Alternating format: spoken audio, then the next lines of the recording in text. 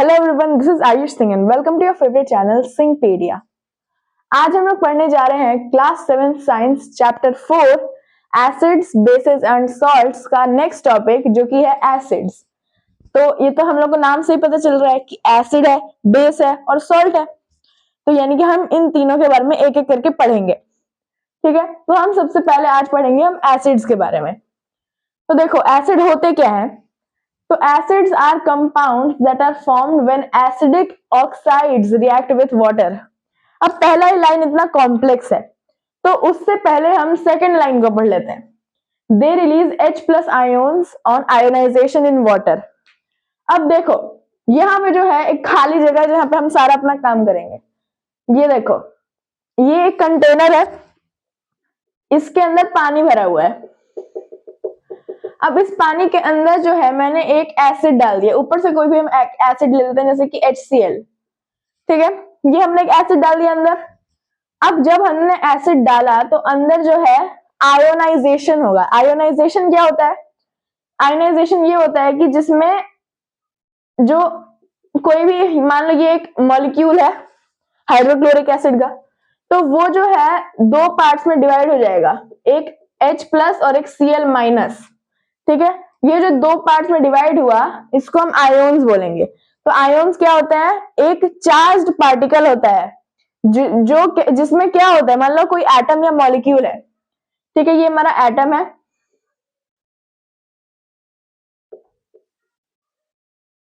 ठीक है, ये हमारा एक एटम है। अब इसका जो एक एटम है, एक इलेक्ट्रॉन है, वो बाहर चला गया। ठीक है, एक इलेक्ट्रॉन बाहर चला गया। अब ये जब इलेक्ट्रॉन बाहर गया तो ये बन गया एक आयन। कौन सा? ये बना है हमारा पॉजिटिवली चार्ज्ड। ठीक है, और वही एक आयन यहाँ पे, एक और एटम था यहाँ पे, उसका एक इलेक्ट्रॉन जो है वो इसको उस वाले एटम का एक इलेक्ट्रॉन इस वाले एटम में आ गया। तो अब ये कैसा हो गया? नेगेटिवली चार्ज हो गया। तो पॉजिटिव और नेगेटिव चार्ज होता है आयोन्स कोई भी। ठीक है, तो उसके बारे में हमको पढ़ना नहीं है। देखो ये मैंने बस आपको समझा दिया क्योंकि आयोन्स वर्ड आया था। तो जब पानी, आयोनाइजेशन मतलब आयोन्स का फॉर्मेशन, तो आयोन्स का फॉर्मेशन एसिड में कैसे होता है? पानी में डिसॉल्व करने से। तो जब हम पानी के अंदर डालेंगे HCl यानी कि हाइड्रोक्लोरिक एसिड को, तो H+ आयोन्स अलग हो जाएंगे और Cl- आयोन्स अलग हो जाएंगे। तो ये क्या कर रहा है? H+ आयोन्स को रिलीज कर रहा है, यानी कि एक एसिड है। और देखो अब जो ऊपर वाला लाइन है, ठीक है, अब हम आते हैं ऊपर वाले लाइन पे जो इसका एक्चुअल ऊपर डेफिनेशन दिया हुआ है। देखो, acids are compounds that are formed when acidic oxides react with water. देखो एसिडिक ऑक्साइड क्या होता है? एसिडिक ऑक्साइड, देखो हमने सबसे पहले रिएक्ट किससे करवाना है? हम लोग को पानी से करवाना है। अब एसिडिक ऑक्साइड जो होते हैं वो ऐसे मॉलिक्यूल होता है जो पानी के साथ मिलके एसिड बनाते हैं। जैसे कि क्या? जैसे कि हो गया हमारा N2O5। ठीक है, और क्या हो सकता है हमारा? और हो सकता है हमारा SO3 हाँ SO3 भी हो सकता है। CO2 हो गया, कार्बन डाइऑक्साइड। ठीक है, तो ये सब, ये क्या है? जैसे ये है हमारा सल्फर ट्राइऑक्साइड। ठीक है, ये सब क्या होता है? हमारे एसिडिक ऑक्साइड होते हैं। यानी कि ऑक्साइड है, यानी कि सबके अंदर ऑक्सीजन दिखने को मिलेगा आपको। इसको जब हम H2O के साथ रिएक्ट करवाते हैं, यानी कि पानी के साथ, तो इससे जो है एक एसिड बनता है। अब जब हम इन दोनों को रिएक्ट करवाएंगे तो देखो यहां पे बन जाएगा हमारा 2HNO3। कैसे बना? देखो पहले हम लेंगे एक ही HNO3 को लेंगे, यानी कि HNO3 होता है हमारा नाइट्रिक एसिड, तो HNO3 है हमारे पास। ठीक है, तो अब ये दो मॉलिक्यूल्स हैं इसके। ठीक है, तो जब दो मॉलिक्यूल्स होंगे तो हर एक जो इसका एलिमेंट है वो 2 से मल्टीप्लाई हो जाएगा, तो यानी कि वो बन जाएगा H2N2O6। ठीक है, अब देखो ये क्या इससे मैच कर रहा है? तो देखो H2 है, यहां पे भी H2 है, N2 है, यहां पे भी N2 है। अब यहां देखो O5 और यहाँ पे एक ही O है, तो O5 और एक O1 क्या हो गया, O6 बन गया। तो H2N2O6, इसको हम क्या लिख सकते हैं, 2HNO3, यानी कि 2 मॉलिक्यूल्स बनेंगे नाइट्रिक एसिड के। वैसे यहाँ पे SO3 प्लस H2O क्या बनेगा, ठीक है, यहाँ पे हमारा बन जाएगा H2SO4। H2SO4 ये क्या होता है, ये होता है हमारा सल्फ्यूरिक एसिड, ठीक है, ये वाला सल्फ्यूरिक एसिड बन जाएगा हमारा। कैसे, H2S और ये 3 है और यहाँ 1 है तो 4। अब देखो इधर कार्बन डाइऑक्साइड है और पानी है, इन दोनों को जब हम मिलाते हैं तो ये बन जाता है हमारा H2CO3। H2CO3 क्या होता है, कार्बोनिक एसिड, ठीक है, कार्बोनिक एसिड। ये भी क्या है, हमारा मिनरल एसिड ही है, ठीक है। मिनरल एसिड क्या होता है उसमें हम आएंगे, लेकिन ये भी एक एसिड है, बस ये समझ लो आप, ठीक है। H2CO3 यहाँ पे कार्बनिक एसिड। तो इस तरीके से एसिडिक ऑक्साइड जब पानी के साथ रिएक्ट करता है तो वो क्या बना देता है, हमारा एसिड बना देता है। अब हम हटाते हैं इसको, क्योंकि हमें यहाँ पे और रिएक्शंस भी करना है। ये हमारा रिएक्शन बॉक्स है आज के लिए। अब हम आगे देखते हैं। अब हमारे पास types of acid. Types of acid जो है एक बड़ा टॉपिक है, तो इससे पहले हम इधर नीचे आ जाते हैं, ठीक है, धरती पे। देखो सबसे पहले यहाँ है प्रॉपर्टीज ऑफ एसिड, फिर है रिएक्शंस विद एसिड्स और एग्जांपल ऑफ एसिड। देखो सबसे पहले देखो ये जो है हमारे 4 इसके प्रॉपर्टी हैं। सबसे पहला सावर इन टेस्ट, यानी कि टेस्ट उसका खट्टा होता है। अब आप जाके हाइड्रोक्लोरिक एसिड मत पीने जाना, ठीक है, वो जो होता है स्ट्रॉन्ग एसिड्स होते हैं। तो हम लोग खट्टा कैसे पता चलता है, देखो यहाँ पे कुछ एग्जांपल्स है इसके। देखो सिट्रिक एसिड, ठीक है, ये सब हमारे जो है इनको हम खा सकते हैं, ठीक है। देखो जैसे सिट्रिक एसिड पाया जाता है लेमन्स में, लैक्टिक एसिड पाया जाता है कर्ड में, ये सब खट्टे लगते हैं। विनेगर उसमें से हम पी तो सकते हैं लेकिन बस बहुत छोटे अमाउंट में, लेकिन ये भी खट्टा होता है, हमको उसमें से खट्टे की खुशबू आती है, ठीक है। उसके बाद ये इमली, इमली भी खट्टा होता है, टार्टरिक एसिड।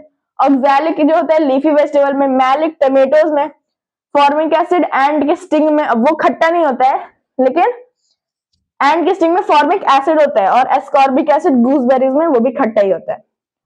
तो सावर इन टेस्ट होता है, जो हम टेस्ट कर सकते हैं वो तो खट्टे होते हैं, वो भी होते हैं, लेकिन उसको हम टेस्ट कर नहीं सकते हैं। उसके बाद एक और है corrosive in nature. Corrosive in nature मतलब डिस्ट्रक्टिव होते हैं वो, यानी कि अगर आपके हाथ पे आ जाए तो आपका हाथ जल जाएगा, ठीक है। उसके बाद है कंडक्ट इलेक्ट्रिसिटी एज इलेक्ट्रोलाइट, यानी कि ये इलेक्ट्रिसिटी को कंडक्ट करता है, ठीक है। यानी कि उसके अंदर अगर आप इलेक्ट्रिसिटी पास करोगे, मान लो कि मैंने एक सर्किट बनाया है, ऐसे सर्किट के बारे में आप लोगों ने क्लास 6 में तो पढ़ा ही होगा। ये देखो यहाँ पे मैंने एक बल्ब है, ठीक है, यहाँ एक बल्ब है हमारा, यहाँ पे मैं स्विच बना देता हूं मेरा, जो कि स्विच ऑन की पोजीशन में है। यहाँ पे मैं बैटरी बना देता हूं। अब देखो यहाँ पे अभी तो ये बल्ब ग्लो कर रहा है, लेकिन अगर मैं यहाँ पे एक कंटेनर डाल दूं इस तरीके से और इसके अंदर कोई एसिड भर दूं, तो ये जो इलेक्ट्रिसिटी है जो पॉजिटिव से नेगेटिव टर्मिनल तक जा रही है, ठीक है, इस तरीके से, वो जो इस एसिड से भी पास होगी और फिर वो इधर रहेगी, ठीक है। इस तरीके से वो एसिड से पास हो जाएगी, क्योंकि ये इलेक्ट्रोलाइट के फॉर्म में इलेक्ट्रिसिटी को कंडक्ट कर देता है और ये बल्ब जो है ग्लो करेगा, ठीक है। उसके बाद लास्ट हमारा प्रॉपर्टीज का सॉल्यूबल इन नेचर, ठीक है, यानी कि ये जो है सॉल्यूबल इन नेचर नहीं, सॉल्यूबल इन वाटर, यानी कि अगर इसको पानी में आप घुलाओगे तो वो घुल जाएगा। अब आते हैं हम रिएक्शंस। रिएक्शन से पहले हम आ जाते हैं एग्जांपल्स पे, ये तो मैंने आपको बता ही दिया, फिर से देख लेते हैं हम, ये आपको याद करना है, ठीक है। सबसे पहला हमारा सिट्रिक एसिड। सिट्रिक एसिड जो होता है खट्टा होता है, टेस्ट में सारे होते हैं, बस ये कुछ ज्यादा ही खट्टा होता है। लेमन्स में पाया जाता है, ये ऑरेंजेस में पाया जाता है, और टमेटोज में भी पाया जाता है, लेकिन उसमें ज्यादा पाया जाता है मैलिक एसिड। उसके बाद देखो लैक्टिक एसिड, लैक्टिक एसिड पाया जाता है हमारे मिल्क में, कर्ड में, उन सब में, ठीक है। एसिटिक एसिड पाया जाता है विनेगर में।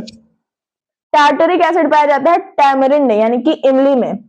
ऑक्सैलिक एसिड पाया जाता है लीफी वेजिटेबल्स में, जैसे कि स्पिनच, कैबेज, लेटिस, ये सब। उसके बाद है मैलिक एसिड। मैलिक एसिड पाया जाता है टमेटोज में, बताया मैंने। सिट्रिक एसिड भी पाया जाता है, लेकिन ज्यादा इसमें मैलिक एसिड होता है। और मान लो कि आपको कोई चींटी जो है या फिर एक बी आपको काट ले, तो जब वो काटने के बाद आपके अंदर एक एसिड इंजेक्ट कर दिए, ठीक है, वो होता है हमारा फॉर्मिक एसिड। और लास्ट है गूसबेरी, उसके अंदर होता है एस्कॉर्बिक एसिड। गूसबेरी मतलब आंवला, ठीक है, और गुआवा, इन सब के अंदर भी हमारा एस्कॉर्बिक एसिड होता है, ठीक है। एस्कॉर्बिक एसिड जो होता है विटामिन सी का साइंटिफिक नेम है, ठीक है। ये इसके एग्जांपल्स हो गए हमारे कि किस चीज में क्या सोर्स है हमारे वीक एसिड्स का, ठीक है। इसको हम इरेज कर देते हैं। अब हमारे पास टाइप्स ऑफ एसिड पे आते हैं हम फाइनली। सबसे पहले देखो, और इसके कितने टाइप्स हम लोग को पढ़ना है, इसके हम लोग पढ़ने हैं टोटल 6 टाइप्स। सबसे पहला टाइप है इसका ऑर्गेनिक एसिड। ऑर्गेनिक एसिड जो होता है वो ऑर्गेनिक उसके नाम ही में है, तो यानी कि वो प्लांट या फिर एनिमल से एक्सट्रैक्ट किया जाएगा, ठीक है। वो प्लांट या फिर एनिमल से एक्सट्रैक्ट यानी कि ऑब्टेन किया जाएगा। Most of them are weak, उनमें से जो ज्यादातर होते हैं वो वीक होते हैं। ज्यादातर वीक हम बोल सकते हैं, लेकिन उसमें अगर आप मिनरल एसिड से कंपेयर करोगे तो वो सारे वीक होते हैं। लेकिन मान लो कि वीक होता क्या है, देखो पहले हम उससे समझने से पहले वीक समझ लेते हैं हम क्या होता है।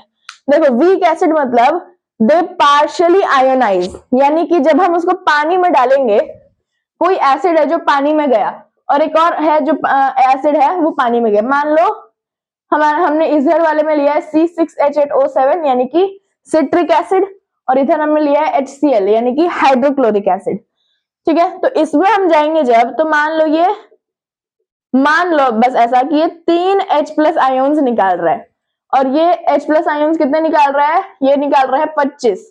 तो ये ज्यादा स्ट्रांग हुआ, ठीक है। तो ये ज्यादा स्ट्रांग हुआ तो ये क्या होता है हमारा सिट्रिक एसिड होता है हमारा ऑर्गेनिक एसिड, और HCl होता है हमारा मिनरल एसिड।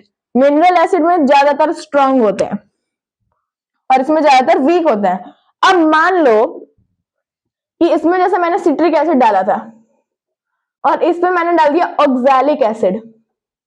अब ये दोनों जो है हमारे ऑर्गेनिक है, ये 3 निकाल रहा है हमारे H+ के आयोन्स और ये 5 निकाल रहा है, तो दोनों वीक हैं।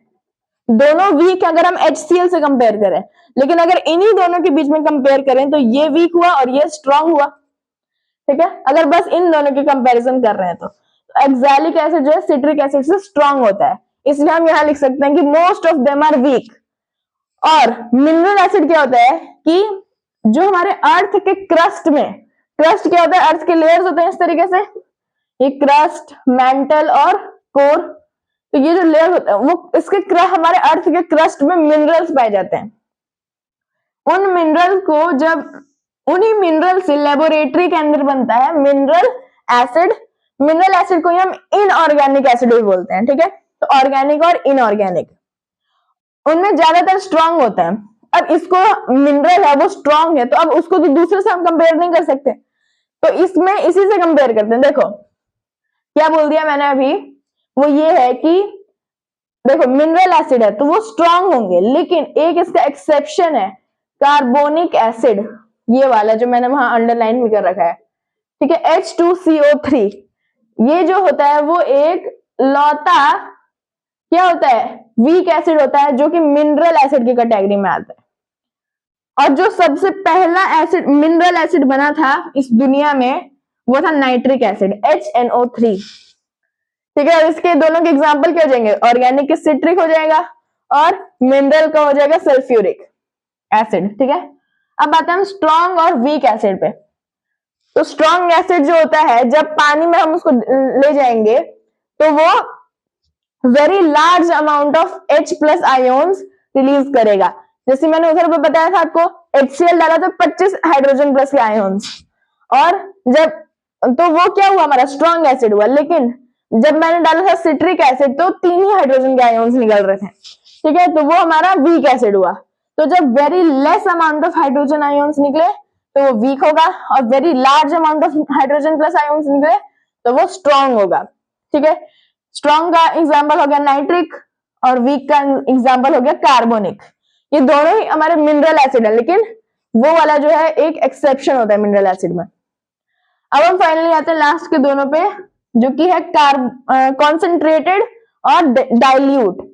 तो देखो यहाँ पे मैंने दो बीकर या कंटेनर लिए हैं, दोनों के अंदर मैंने दोनों के अंदर मैंने HCl भरा है, यानी कि हाइड्रोक्लोरिक एसिड। इसके अंदर मैंने 3 ml पानी डाला है, ठीक है, और इस वाले के अंदर मैंने 30 ml पानी डाला है।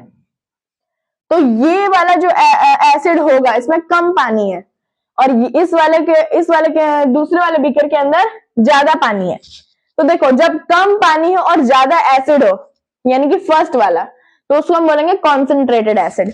लेकिन अगर कम एसिड हो और ज्यादा पानी हो तो उसको हम बोलेंगे डाइल्यूट एसिड। ठीक है, कॉन्सेंट्रेटेड और डाइल्यूट का मैंने इसलिए एग्जाम्पल नहीं दिया क्योंकि हाइड्रोक्लोरिक एसिड में अगर आप ज्यादा पानी डाल दो और सिट्रिक एसिड में अगर कम पानी डाल दो तो सिट्रिक एसिड कॉन्सेंट्रेटेड हो गया और हमारा हाइड्रोक्लोरिक एसिड डाइल्यूट हो जाएगा। इसलिए इसके एग्जाम्पल्स नहीं है, जितना पानी डालोगे उतना वो डाइल्यूट होते जाएगा। अब हम फाइनली आते हैं इन रिएक्शंस पे। ठीक है, रिएक्शंस पे आते हैं, इसलिए हम अपने रिएक्शन बॉक्स को हम खाली कर लेते हैं अभी के लिए। देखो यहाँ पे है 2 कॉलम है, एक है रिएक्ट्स विथ और प्रोडक्ट, यानी कि जब एसिड इन सब के साथ रिएक्ट करता है तो ये प्रोडक्ट निकालता है वो। सबसे पहले हमारे पास मेटल। ठीक है, जब कोई एसिड मेटल के साथ रिएक्ट करेगा तो वो बनाएगा सॉल्ट और हाइड्रोजन। ठीक है, ये नाइट्रोजन नहीं है, ये है हाइड्रोजन। अब देखो इधर मैंने ले लिया एक एसिड HCl और साथ में मैंने एक मेटल मिला दिया, मान लो मैग्नीशियम। ठीक है, तो हम यहाँ पे बैलेंस करने के लिए वहां पे ले लेते हैं हम 2 HCl के मॉलिक्यूल्स। बैलेंस कैसे करते हैं हम नेक्स्ट मतलब हायर क्लासेस में पढ़ते हैं। तो देखो यहाँ पे हमारा बन जाएगा MgCl2 प्लस H2। ठीक है, MgCl2 एक सॉल्ट है और H2 क्या है, गैस है, हाइड्रोजन जो कि है। ठीक है, तो सॉल्ट और हाइड्रोजन बना जब हमने एक एसिड को हमारे एक मेटल के साथ रिएक्ट करा दिया। अब दूसरा हमारा आता है कि जब एसिड बेस के साथ रिएक्ट करे, तो जब बेस के साथ रिएक्ट करता है तो बनता है सॉल्ट और वाटर। इसका एग्जांपल हम ले लेते हैं, बेस हम लोग को नेक्स्ट क्लास में नेक्स्ट पार्ट में पढ़ना है, लेकिन पिछले पार्ट में मैंने जब आपको इंट्रोडक्शन दे रहा था तो मैंने आपको बता दिया था कि बेस के क्या क्या एग्जांपल्स होते हैं। तो देखो हम यहाँ पे भी ले लेते हैं HCl और इस साइड हमने बेस का एग्जांपल देख लिया था पिछले पार्ट में NaOH। ठीक है, यानी कि सोडियम हाइड्रोक्साइड। इसको जब हम रिएक्ट करवाएंगे तो क्या होता है, मैंने बताया था आपको, डबल डिस्प्लेसमेंट रिएक्शन। तो यहां बन जाएगा हमारे पास NaCl प्लस H2O। ठीक है, H2O कैसे बना, क्योंकि HOH है तो दो, मतलब ये H है और यहाँ OH है तो HOH बना। ठीक है, कि Na तो उधर चला गया और H इधर आ गया, तो H 2 बार है तो H2 और एक O है तो O, तो H2O। इस तरीके से बनता है, डबल डिस्प्लेसमेंट रिएक्शन होता है यहाँ पे। तो क्या बन रहा है हमारे पास, ये वाटर है और ये सॉल्ट है, तो सॉल्ट प्लस वाटर। लास्ट आता है हमारे पास कार्बोनेट्स और बाइकार्बोनेट्स के साथ। हम इसका एक एग्जांपल ले लेते हैं। ठीक है, एक एग्जांपल है हमारे पास CaCO3। ठीक है, CaCO3 है एक साइड, और एक साइड हम लेंगे HCl। ठीक है, क्या लेंगे हम लेंगे यहाँ पे HCl, और वो भी बैलेंस करने के लिए हम 2 लेंगे। तो जब हम इन दोनों को रिएक्ट करवाते हैं तो देखो हमारे पास क्या बनता है।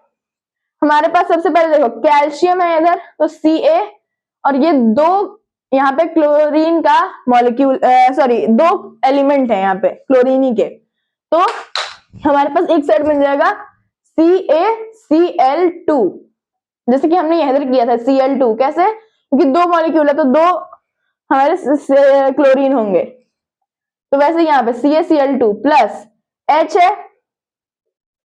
ठीक है, H है और वो भी 2 है यहाँ पे, ठीक है, क्योंकि 2 मॉलिक्यूल है तो H भी 2 होगा और Cl भी 2 होगा, तो H 2 बार है और यहाँ पे O हम एक ही लेंगे, ठीक है, तो ये H2O बन जाएगा। और यहाँ फिर कितना बचा, 2 O बचा और इधर एक C बचा, तो C और O2 बचा, ठीक है, तो ये इसका क्या बन जाएगा, इसका प्रोडक्ट बनेगा। तो CaCl2 क्या होता है, एक सॉल्ट होता है, H2O वाटर और CO2 कार्बन डाइऑक्साइड। तो यानी कि इसके रिएक्शंस क्या हुए, जब मेटल के साथ हमने रिएक्ट करवाया तो ये बनेगा, इसका प्रोडक्ट आएगा सॉल्ट और हाइड्रोजन। बेस के साथ करवाया तो सॉल्ट और वाटर, और बाइकार्बोनेट और कार्बोनेट के साथ करवाया तो बनेगा सॉल्ट, वाटर और कार्बन डाइऑक्साइड, ठीक है। ये तीन हम लोग, तीनों में ही सॉल्ट बनता है और ये तीन हम लोग को रिएक्शंस याद रखने हैं। और साथ ही साथ ये भी, ये जो 3 चीजें नीचे हैं ये हमारी 3 इंपॉर्टेंट चीजें हैं, क्योंकि डेफिनेशंस बहुत कम आते हैं एग्जाम्स में। ये जो 3 है, properties of acid, reactions of acid और सोर्सेज ऑफ एसिड, ये बहुत जरूरी है एग्जाम पॉइंट ऑफ व्यू से, ठीक है। तो ये था हमारा आज का टॉपिक एसिड्स। आई होप कि आपको आज का पूरा टॉपिक समझ में आ गया हो। अगर आपको इससे रिलेटेड कोई भी डाउट्स है तो आप मुझे कमेंट्स में पूछ सकते हैं। Thank you very much.